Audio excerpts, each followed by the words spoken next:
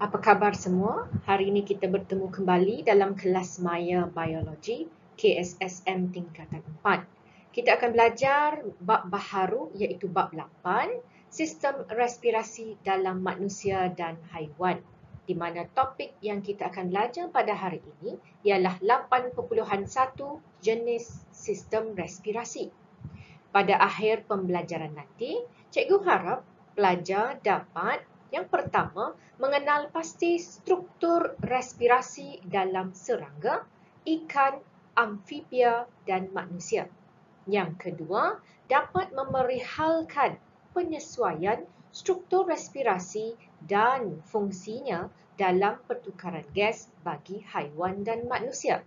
Dan akhir sekali, dapat membanding dan membezakan antara struktur respirasi manusia dan haiwan.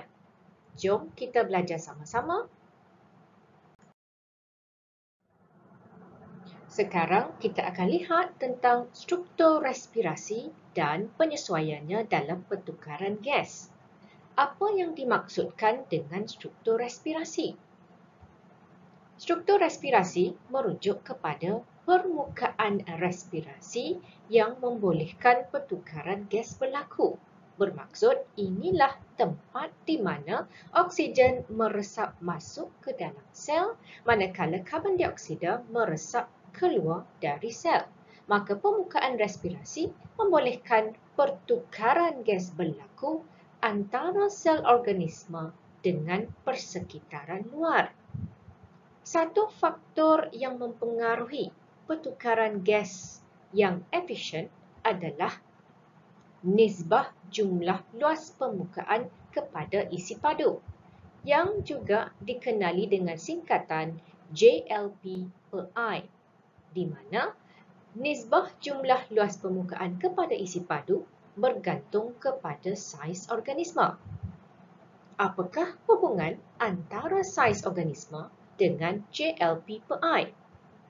Semakin besar saiz organisma, semakin kecil nisbah jumlah luas permukaan kepada isi padu tersebut.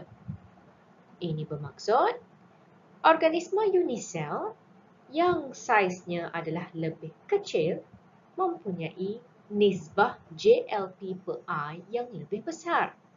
Manakala kita, manusia, yang mempunyai saiz yang lebih besar, mempunyai nisbah JLP/I yang lebih kecil.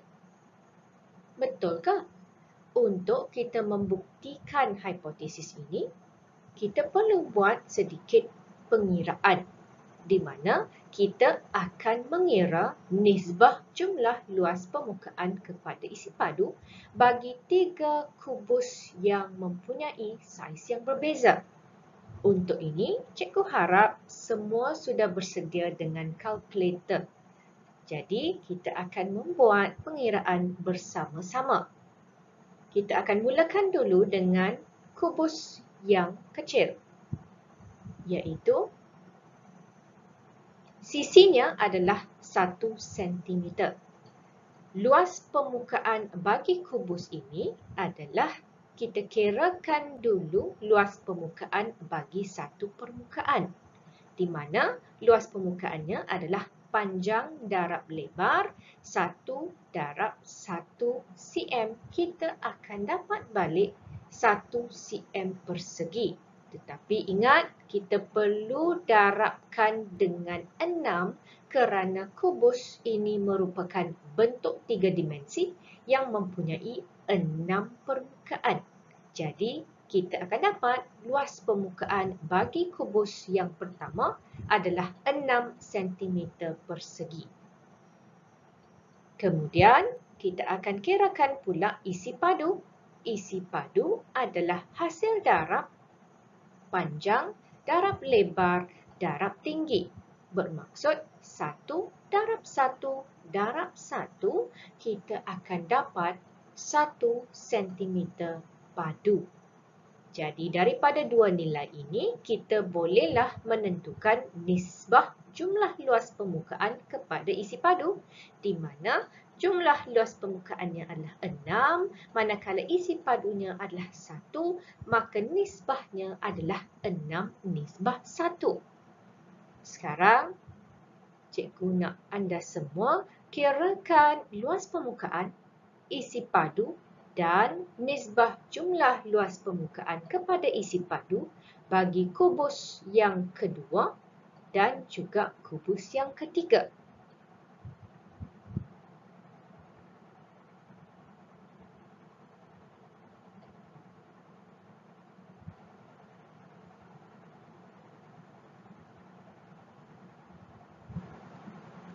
Ya, kalau anda lihat, kamu akan dapat nisbah jumlah luas permukaan kepada isi padu bagi kubus yang kedua adalah 3:1, di mana luas permukaannya adalah sebanyak 24 cm persegi.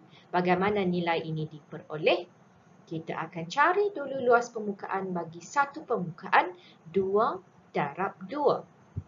Memandangkan kubus mempunyai 6 permukaan, 2/2 hasilnya adalah 4, akan didarabkan pula dengan 6 permukaan. Sebab itu hasilnya ialah 24 cm persegi. Untuk mengira isi padu pula, mudah sahaja, iaitu panjang darab lebar darab tinggi. 2/2 hasilnya ialah 8 cm padu. Maka bila kita ringkaskannya dan untuk mencari nisbah jumlah luas permukaan kepada isi padu, nisbah yang paling ringkas ialah 3:1. Begitu juga dengan kubus yang ketiga, di mana akhirnya nisbah yang diperoleh adalah 2:1. Jadi perhatikan betul-betul hasil dapatan daripada pengiraan yang kita lakukan. Lebih kecil saiz kubus, lebih besar nisbah jumlah luas permukaan kepada isi padu. Manakala lebih besar saiz kubus, lebih kecil nisbah jumlah luas permukaan kepada isi padu. Jadi betullah hipotesis kita tadi, iaitu semakin besar saiz organisme, semakin kecil nisbah jumlah luas permukaan kepada isi padu. Jadi, apa kaitan antara nisbah jumlah luas permukaan kepada isi padu dengan apa yang kita sedang belajar hari ini? Ingat, semakin besar nisbah jumlah luas permukaan kepada isi padu, semakin cekap dan efisien proses pertukaran gas. Sebab itulah organisma unisel yang hanya terdiri daripada satu sel, saiznya yang kecil dan jumlah luas permukaan isi padunya yang besar membolehkannya melakukan proses pertukaran gas dengan hanya melalui resapan ringkas dan tidak mempunyai struktur yang khas untuk menjalankan proses pertukaran gas.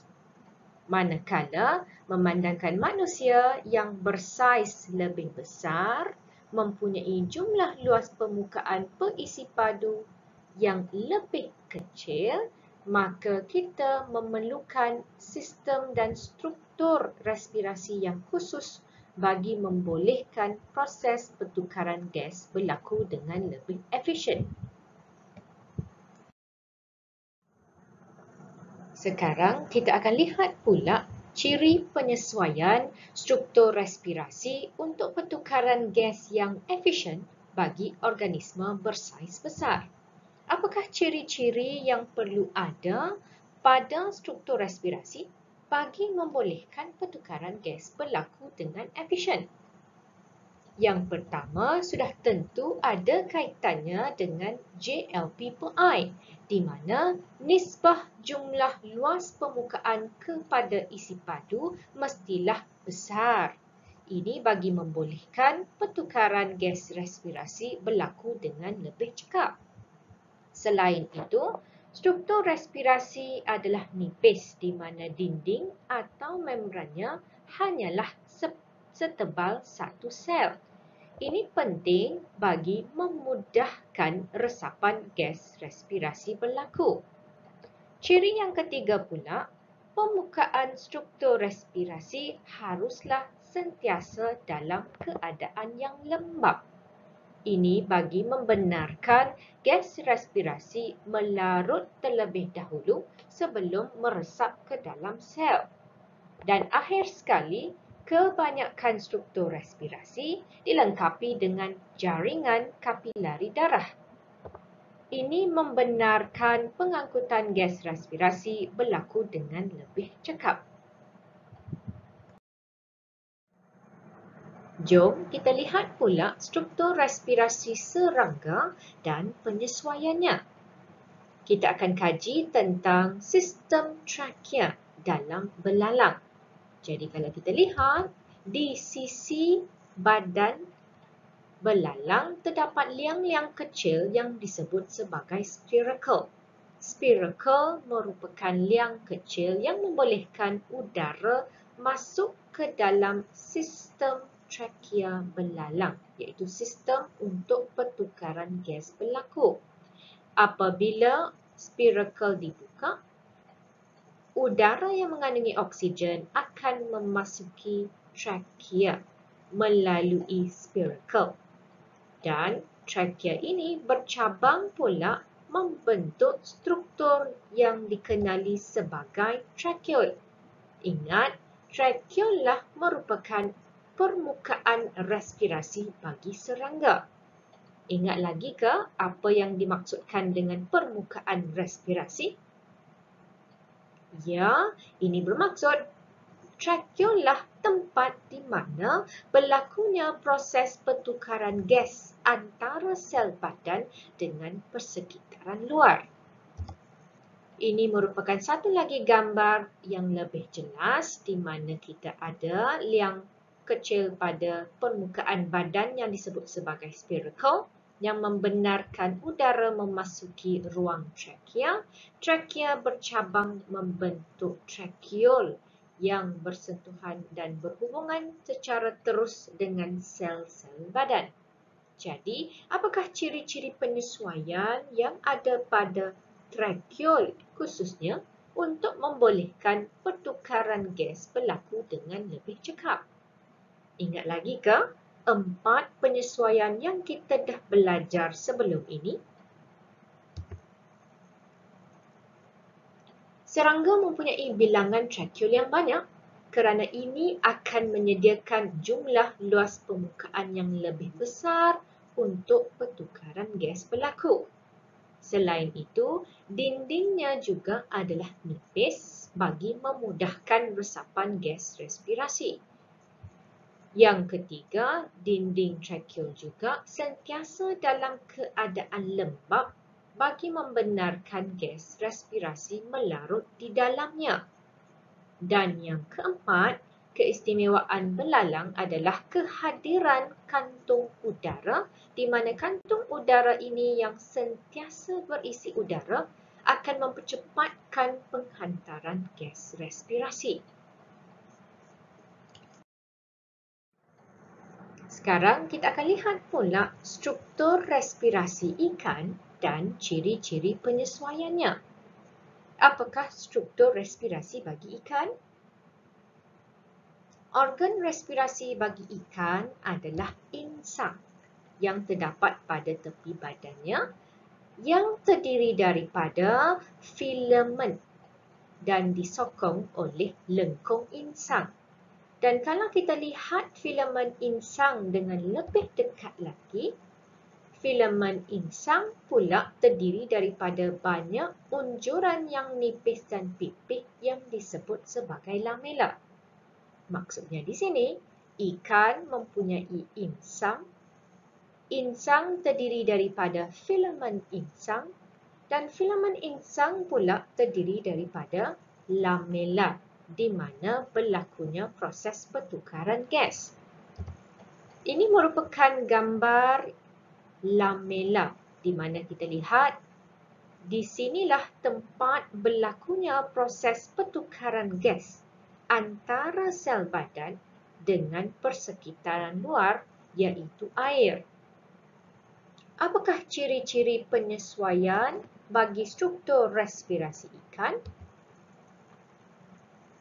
Ikan mempunyai bilangan filamen dan lamela yang banyak bagi menyediakan jumlah luas permukaan yang lebih besar untuk pertukaran gas yang cekap.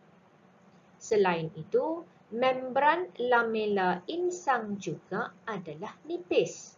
Ini untuk memudahkan resapan gas respirasi berlaku. Selain itu, kalau anda lihat pada gambar yang ditunjukkan, membran lamela juga dibekalkan dengan banyak kapilari darah untuk membenarkan pengangkutan gas respirasi berlaku dengan cekap. Apa pula struktur respirasi katak dan penyesuaiannya? Katak mempunyai dua struktur respirasi, iaitu kulit yang dominan semasa katak kurang aktif dan juga peparu. Apakah ciri-ciri penyesuaian kulit untuk membolehkan pertukaran gas berlaku dengan lebih cekap? Yang pertama, kulit katak adalah nipis dan sangat telap terhadap gas respirasi. Ini adalah untuk memudahkan resapan gas respirasi berlaku dengan lebih cekap. Yang kedua, kulit katak juga sentiasa dalam keadaan lembap bagi membolehkan gas respirasi melarut di dalamnya. Dan yang ketiga, di bawah kulit katak terdapat banyak jaringan kapilari darah untuk membenarkan pengangkutan gas respirasi yang cekap. Apa pula ciri penyesuaian peparu katak? Keistimewaan peparu katak adalah permukaannya yang berlipat-lipat. Ini akan menyediakan jumlah luas permukaan yang besar untuk pertukaran gas berlaku dengan cekap. Membran peparu juga adalah nipis untuk memudahkan resapan gas respirasi. Selain itu, dinding peparu juga sentiasa dalam keadaan lembap bagi membenarkan gas respirasi melarut di dalamnya. Dan akhir sekali, peparu juga kaya dengan jaringan kapilari darah untuk membenarkan pengangkutan gas respirasi berlaku dengan cekap. Sekarang kita akan lihat pula struktur respirasi bagi manusia dan ciri-ciri penyesuaiannya. Kita semua sedia maklum, organ respirasi bagi manusia adalah peparu, manakala struktur respirasi adalah alveolus. Bermaksud alveoluslah tempat di mana berlakunya proses pertukaran gas. Dapatkah anda kenal pasti apakah ciri-ciri penyesuaian bagi alveolus untuk melakukan proses pertukaran gas dengan lebih cekap? Bilangan alveolus yang banyak akan menyediakan jumlah luas permukaan yang besar untuk proses pertukaran gas berlaku. Selain itu, dinding alveolus juga hanyalah setebal satu sel bagi memudahkan resapan gas respirasi berlaku. Keadaan dinding alveolus juga adalah sentiasa lembap. Ini penting bagi membolehkan gas respirasi melarut di dalamnya sebelum meresap masuk ke dalam sel. Dan akhir sekali, alveolus kaya dengan jaringan kapilari darah bagi membenarkan pengangkutan gas respirasi berlaku dengan lebih cekap. Sekarang kita akan masuk pula topik yang kedua, iaitu mekanisme pernafasan. Pada akhir pembelajaran, cikgu harap pelajar dapat membanding dan membezakan antara mekanisme pernafasan antara manusia dan haiwan.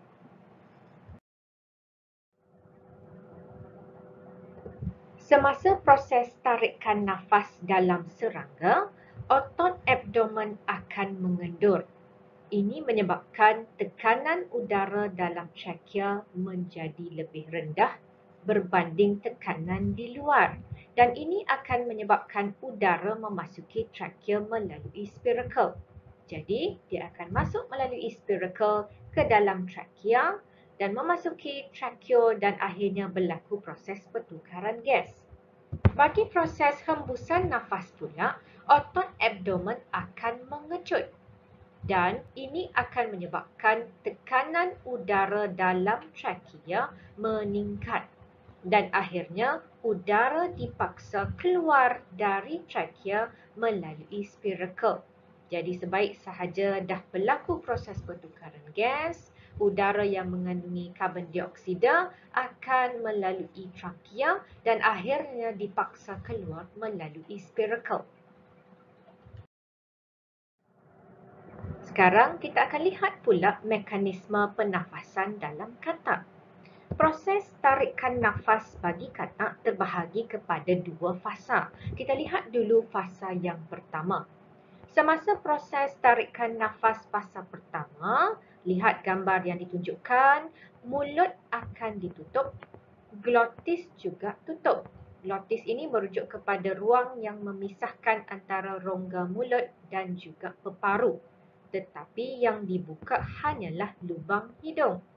Pada masa yang sama, dasar mulut akan diturunkan.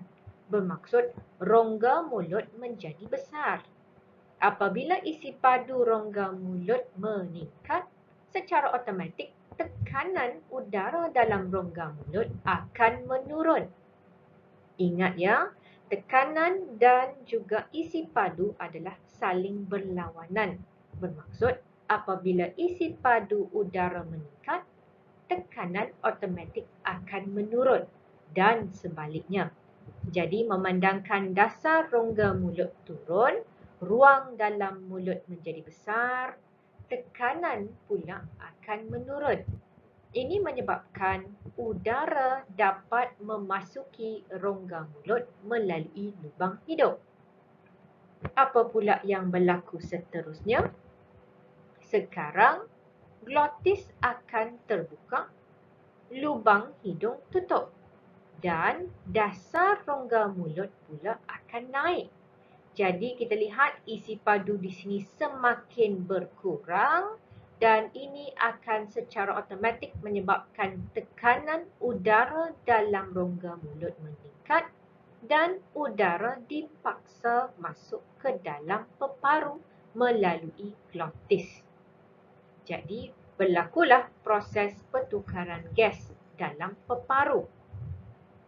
Seterusnya, proses hembusan nafas pula berlaku apabila peparu mengecut. Ini dibantu oleh tekanan abdomen dan juga kekenyalan peparu. Jadi apabila peparu mengecut, saiznya menjadi lebih kecil. Apabila isi padu dalam peparu menurun, tekanan udara dalam peparu akan meningkat dan menyebabkan udara dipaksa keluar dari peparu melalui glotis yang terbuka. Ingat, sebahagian udara akan keluar melalui lubang hidung, manakala selebihnya akan kekal dalam rongga mulut. Kesimpulannya, semasa proses tarikan nafas fasa pertama, dasar rongga mulut akan turun dan ini akan menyebabkan tekanan di dalam ini menjadi lebih rendah berbanding tekanan di luar. Udara akan memasuki rongga mulut melalui lubang hidung. Semasa tarikan nafas fasa kedua pula, lubang hidung akan tutup, dasar rongga mulut naik dan memaksa udara untuk memasuki peparu. Dan semasa proses hembusan nafas pula, kekenyalan peparu akan membolehkannya mengecut. Tekanan yang meningkat di dalam peparu akan memaksa udara keluar dari peparu dan seterusnya melalui lubang hidung. Mekanisme pernafasan ikan pula dibantu oleh tindakan mulut dan operculum.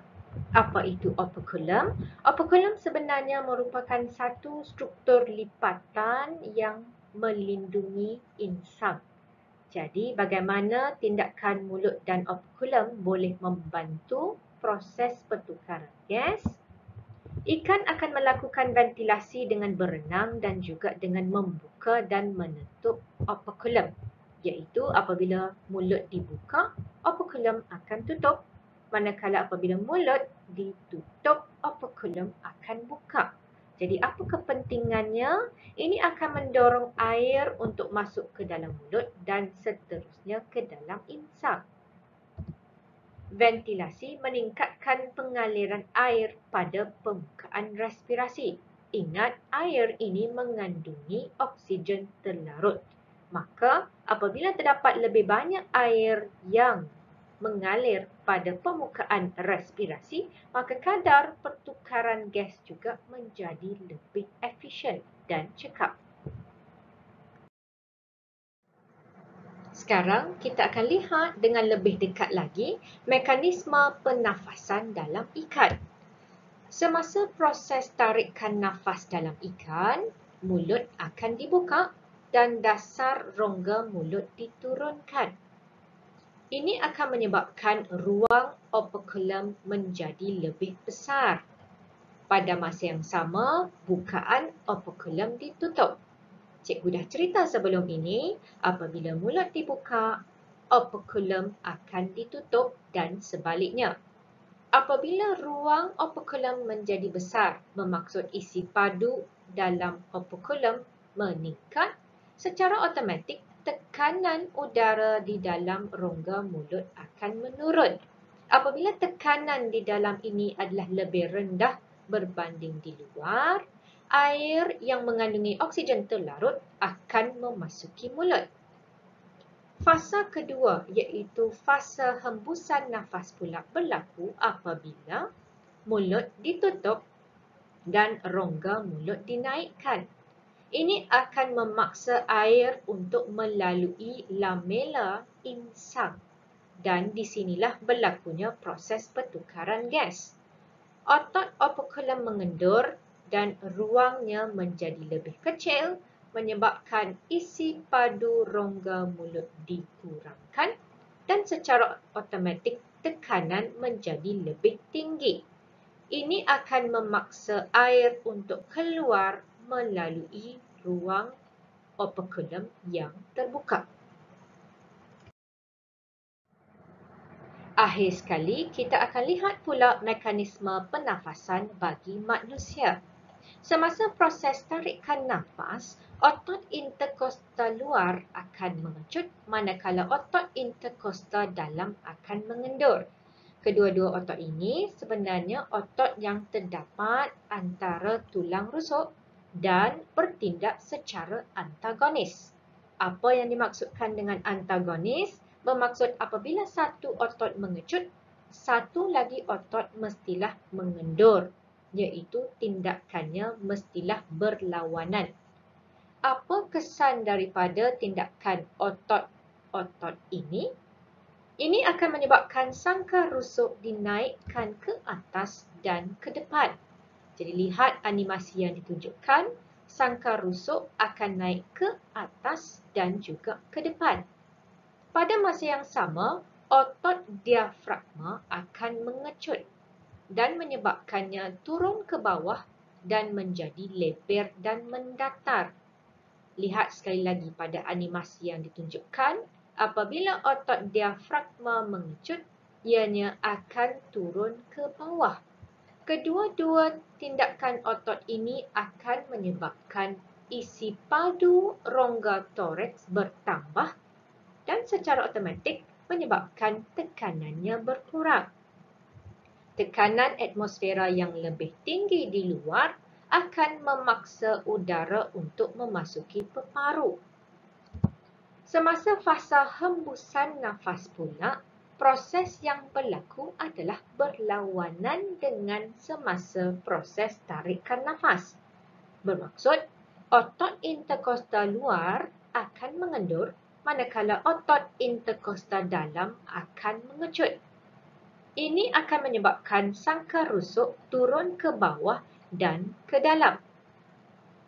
Pada masa yang sama, otot diafragma akan mengendur, menyebabkannya melengkung dan berbentuk seperti kubah. Kedua-dua tindakan otot ini akan menyebabkan isi padu rongga toraks berkurang dan secara automatik tekanannya bertambah dan menyebabkan udara dipaksa keluar daripada peparu.